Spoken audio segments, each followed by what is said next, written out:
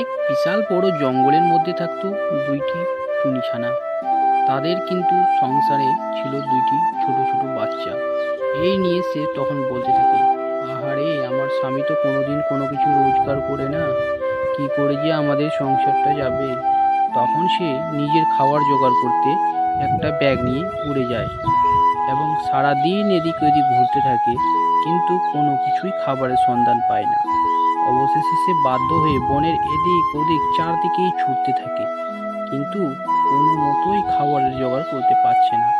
তাই সে মনে মনে টুনিছানা ভাবে, এ তো খালি হাতে ফিরে আসছে মনে হয় দেখে। তখন সে ভাবতে ভাবতে তার স্বামী চলে আসে তার কাছে। আরে আমি তো অনেক জায়গায় খুঁজোখুঁজি করলাম, কিন্তু কোথাও তো আমি খাওয়ার সন্ধান পেলাম না, এবং আমার কাছে টাকাও নেই। কিন্তু কি করে যে আমি খাবার কিনবো সেটাও আমার কাছে সমস্যা। তাই তুমি চলো, তুমি যদি ক্রেতাকে বলে একটু ধার নিয়ে দিতে পারো। তখন তারা দুজন উড়ে উড়ে চলে যায় এবং পাশের জঙ্গলেই এক টুনি রাজা বিক্রি করতো সবজি, ফল এবং নানান ধরনের জিনিস।